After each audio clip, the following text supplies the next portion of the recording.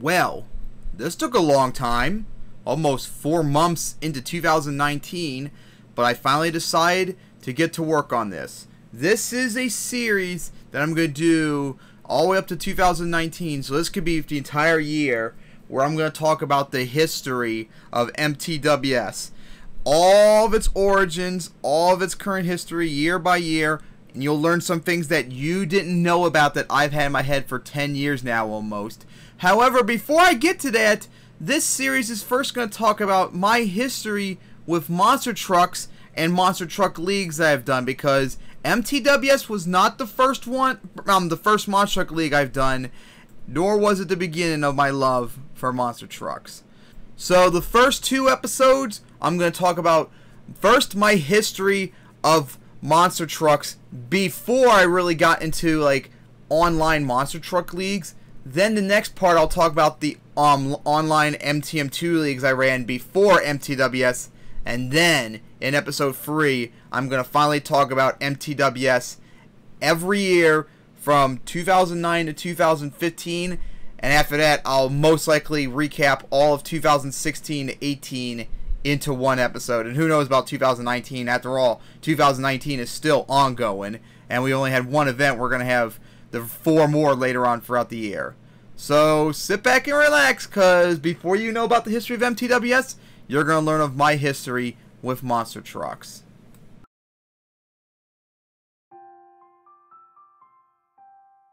Now, I don't actually know when I first started watching monster trucks. I was born in 1993, and I really don't know when, but I know it was really, really young. I think the earliest was when I was 3, which would have been like 1996 to 1997. So that's why I started off in 1996. And my first experience with monster trucks was some of the old 1980s VHS tapes that my father had, and the first one was War of the Monster Trucks, which was released back in 1986. And the first time I ever saw a monster truck was Master of Disaster reversing on top of the cars at the beginning of the video.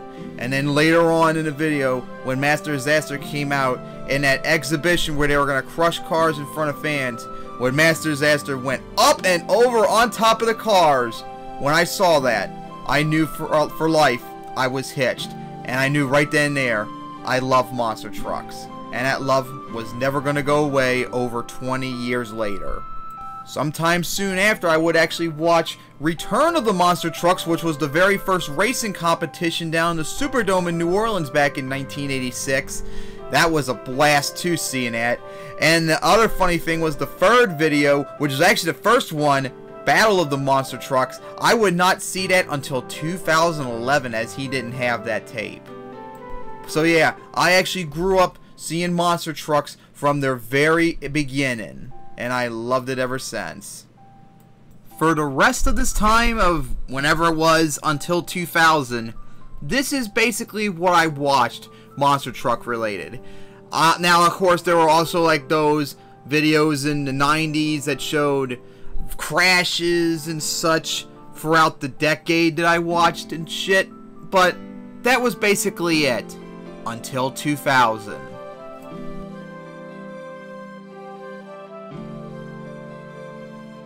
As the new year came on, nothing at first seemed to change until a few weeks into 2000 when I experienced a gigantic culture shock, and that was my very first time watching Monster Jam. And the first show I ever saw on TV on TNN, oh god, those good old days on TNN, and the first show I watched was Racing in New Orleans. And oh my goodness god, this was a culture shock. As I grew up watching monster trucks mostly from the 80s, here we are now in 2000 watching them get humongous air, which I never saw them get. Flipping over all over the place like busting loose. And of course, the most historical and memorable moment ever in the finals when Jim Cole Avenger did his wild and iconic flip, which by the way was the very first thing I saw in Monster Jam when I saw the VHS the next morning. I was shocked and stunned what I was seeing monster trucks do. This was a culture shock. I could never believe what I was seeing.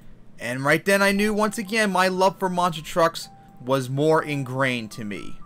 It would then be a few weeks later where I got to see racing in Orlando, as I never saw New Orleans freestyle until like months later. And once again, another big culture shock as I saw trucks get some big air and of course some incredible crashes. Remember Nitro front flipping and breaking the whole front wheel off and all that crap? That was unbelievable. And watching Tom Mintz throughout the night just dominate racing and getting big air after air in racing. And then of course the incredible finish in the finals where he straight up lost to Scott Hartsock and Gunslinger to have a wild flip and funny enough broke the tire off on Landon. But as crazy and stunning as this was for me as a 6-year-old, next week would be another culture shock for me, as I would see for the very first time ever freestyle with monster trucks. Now of course I grew up kind of seeing something like this. If you think about like the car crushing stuff like that, you can kind of view it as somewhat like freestyle, but this time freestyling for scores. Oh my goodness God, I could not believe what I was seeing. Beautiful sky wheelies, donuts. Remember when Alan Pizzo jumped over the motocross ramp, which got him the win, crushing the van, the boat. Oh God, it was beautiful. And once again, my love for monster trucks got reinforced on that. What an incredible culture shock it was in just a few weeks, seeing monster trucks from the 80s not really getting any air whatsoever, slowly crawling up to cars and stuff. They would have to be rebuilt completely if they flipped, to now in 2000 them getting gigantic air off of cars, flipping all over the place, doing incredible tricks, incredible freestyle action which I never saw before. It was unbelievable, and I enjoyed every moment of it.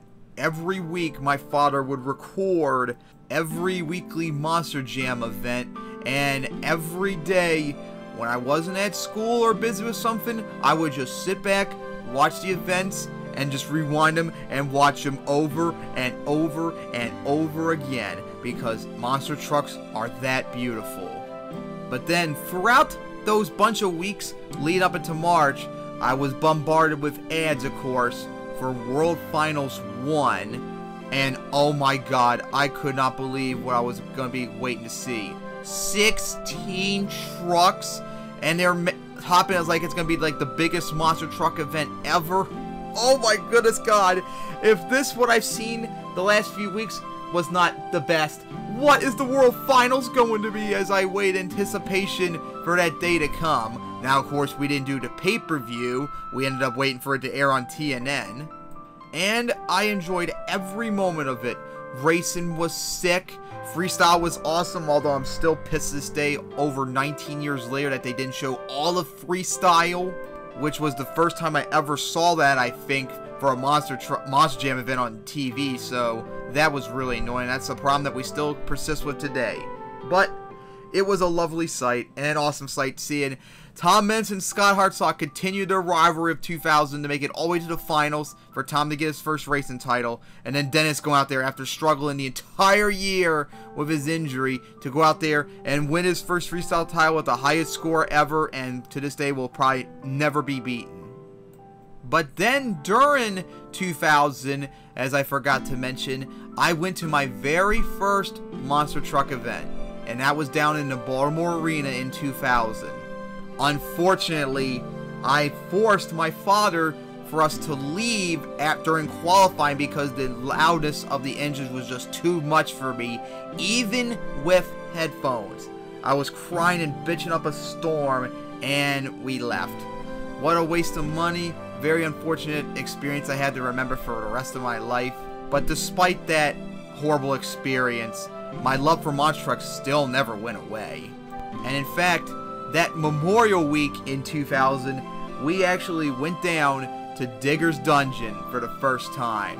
And funny enough, no one else was there but Lyle Hancock himself, and he was nice enough to actually put me in one of the Gravediggers with no body on in the garage. So there I was as a 6-year-old moving around the steering wheel, pretending to be Dennis Anderson and all the other Gravedigger drivers that year. What an incredible experience that was, and that's the only time I'll ever probably get to experience being inside the cab of a monster truck. It was then near the fall of 2000 when the new big thing came out for my childhood. The die-cast monster trucks. That's when they first began almost 19 years ago. I remember getting all 4 trucks when they first came out. Goldberg, Gravedigger, Sting, and Nitro. And believe it or not, I think I still have my original Nitro. Unfortunately, Goldberg, Gravedigger, and Sting broke and are long gone in the trash bin of history. But of course, with these die-cast trucks, along with all the previous action toys from back like in the 90s I had growing up, it would begin my history of monster truck leagues, which I'll be getting to later on in this video.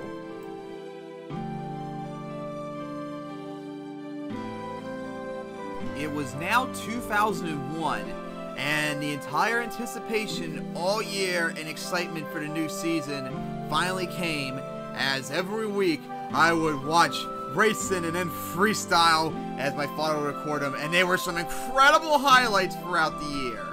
But the most anticipated part of 2001 was World Finals 2, and this time we did it on pay-per-view. And this is very funny, it's very silly too, but I actually thought this leading up to World Finals 2. I thought World Finals 2 was going to be exactly the same as World Finals 1. And what I mean by is I thought it was going to be the exact same field on the exact same track. I know, hilarious thought, but that is indeed what I thought, and it's a good thing I was incorrect. Now, unfortunately, it was me, my friend Terrell, and my father up in his room were watching World Finals 2. Me and Terrell, unfortunately, fell asleep way before World Finals 2 happened, but luckily for me, I woke up 3 seconds right before Predator came out to start freestyling, and I managed to watch the entire freestyle and then the encore. I struggled to stay up during Alan Pizzo's run, and of course John Cesac and Dan Evans came out soon after. But then when I saw Jill Canuso came out, that was the first time we saw her too, and she did an incredible run that was runner-up in freestyle, and I'm not kidding, when she went for that final jump over the motocross hills and then that huge skywheel and it fell backwards on the rear end, my eyes literally popped out of their sockets, and once that happened, I had no trouble staying up that night. And it's a good thing I was able to stay up, because after that, it just got better and better and better. Truck after truck, just the incredible things. And then the encore! Oh my goodness God, first time we got to see that! Oh jeez. Yep, and still to this day, I still say Tom's run that night was still the best World Finals freestyle run ever. Not even close to anything else of the day. And also back in February of 2001, me and my father once again tried again, and we went down to the Baltimore Arena for Monster Jam down there. But unfortunately, a second year in a row, even though I promised my father I would try and stay the entire show, during qualifying, the engines were just still too loud even with headphones. So once again, we left beforehand. And once again, very disappointment, as that was 2 events in a row I've been to, and I didn't even finish them. But as the year, of course, went on, more die-cast trucks came out, and I just kept collecting them, and I just kept doing more events along with other die-cast monster trucks I had before and afterwards, and I would use Hot Wheels cars as obstacles and stuff, and I would just have a grand old time any chance I would get to just do events on my own and around the house and everywhere. And then we head off to the new year.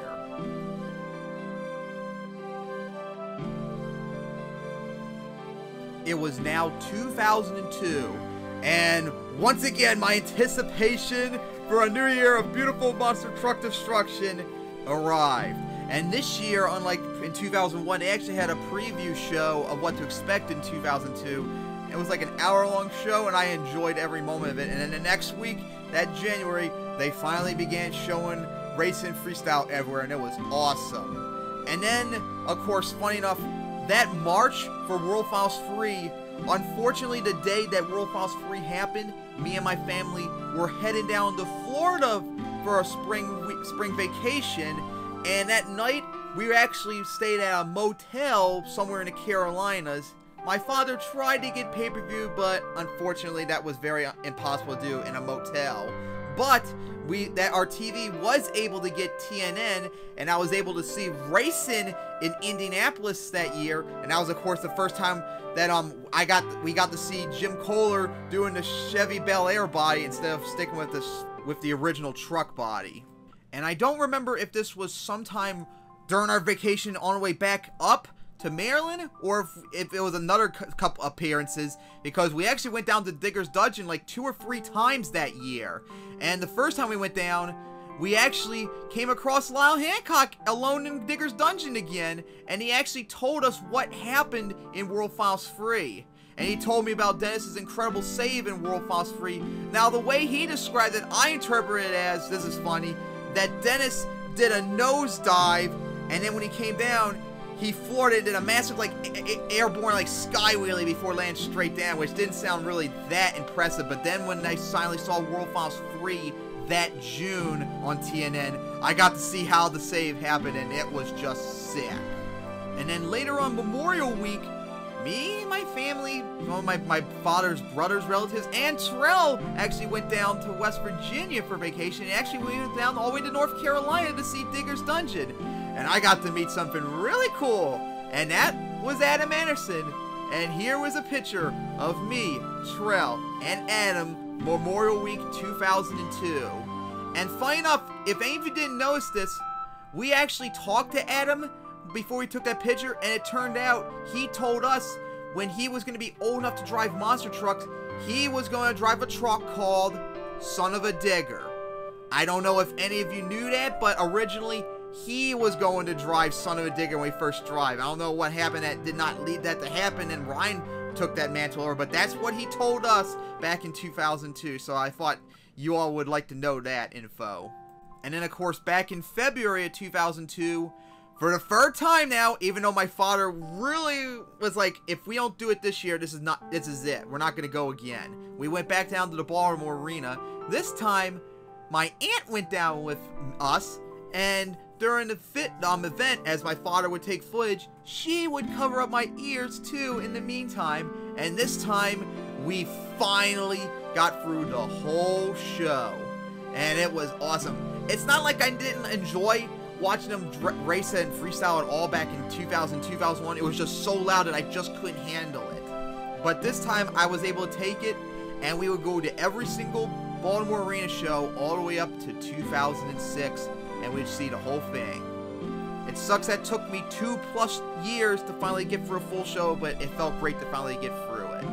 It was then that July of 2002 when we went all the way out to Hagerstown for Monster Jam out there, and that was a blast. Seeing a different layout for racing and a couple more obstacles for freestyle since it was a speedway instead of being an arena down in Baltimore, and I had a blast.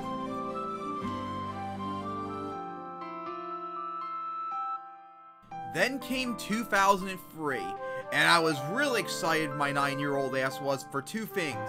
One, for the upcoming Monster Jam season on TV, which I was looking really forward to seeing, especially since I was finally able to start being old enough to be able to stay up late without no trouble.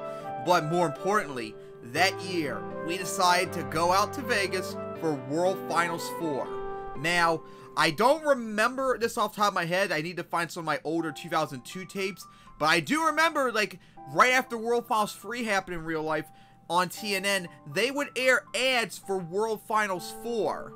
And I don't remember off the top of my head, but I think they might have said it was going to be pay-per-view too, which would be very interesting if that's the case as we get to this topic. As we wait for the first week of January 2003, and nothing aired on TNN, like, that's a little odd. But my father reminded me, well, they didn't air anything the first week in 2001 either, so maybe it just needs to wait a week. So we figured, okay, we'll wait another week. So then the next week came, nothing. And then another week, nothing. And then another week, nothing. Eventually we found out the very sad truth that Monster Jam was not airing on TNN. And that's, of course, what we found out many years later, as 2003 was the lost season of Monster Jam, as we call it.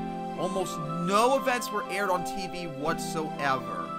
And I did not see any Monster Jam action at all in 2003 until we went down to the Baltimore Arena that February.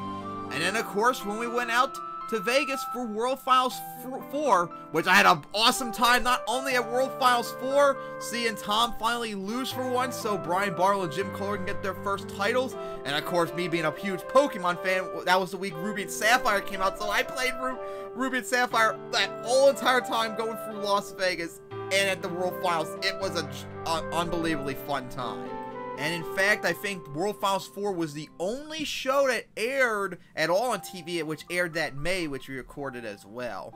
So yeah, 2003, that was very sad to see that it was the lost season. But hey, I still got to go to Baltimore, I got to go to World Finals 4, so it wasn't a total loss.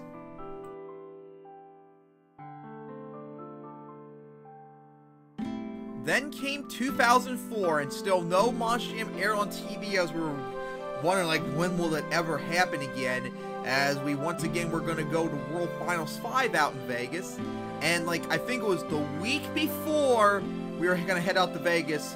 I don't know how we found out about this, but we discovered the greatest news of 2004. Monster Jam was airing on Speed, and oh my god, finally, after over a year, I was so excited to finally see Monster Jam again on TV. It was Houston racing, and oh my god, it felt like I just let out one giant load just to watch Monster Jam on TV again. It was awesome. Like a huge weight was finally lifted off of me to finally see that. And then, of course, World Finals 5, that was incredible as shit. Seeing Dennis get his first racing title, and then of course that three-way tie, which I don't get. Why is it? Because back then, for all of you who don't remember, World Finals 1, 3, and 4, they had tiebreakers. They had 6 judges, but 2 and 5 for some reason only had 4 judges. So I don't know why those 2 years they didn't have the tiebreakers, and of course they had them. We probably wouldn't have had the three-way tie right now. And honestly, Tom should have just won straight up. Lupe did not do that good other than going for Bounty Hunter, and Medusa flipped, not flipped, but ended her run not even halfway through, so neither of those two should have won, but Tom should have won straight up. But of course, throughout the summer after we got back, I would be watching Monster Jam on Speed every single chance I would get, and we would record every single show we could do too. And at this point in the video, I'm going to summarize the last 3 years of this series before we go on to the next episode, as there's not much left to talk about.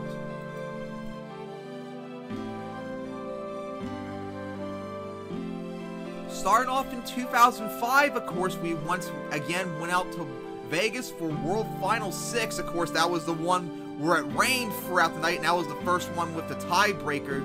That was a great time as well.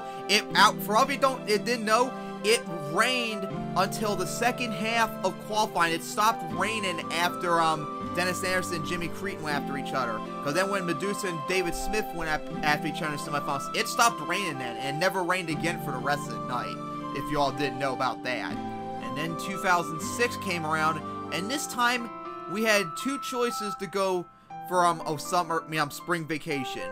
World Final 7 or down in Florida. Although I love the monster trucks and all, and it would have been nice to have gone to World Final 7, I figured it's been now, we haven't been to Florida down in 4 years, so we decided that year to skip World Final 7 and go down to Florida instead. And of course, I wouldn't know anything about World Final 7 till that May, which was very unfortunate since it took so freaking long for them to air World Final 7 on TV. And of course, that February was the last time I went to the Baltimore Arena show for Monster Jam. And then in 2007, after we decided to go once again right back to World Finals 8, and this time with Terrell going with us, as he had a great time going through the strip as well, as that was awesome. That track was sick.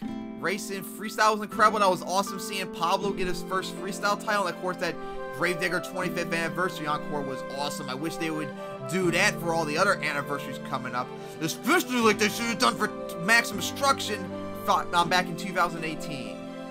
But with that, that will wrap up this first episode, as I talked about my beginning history with monster trucks.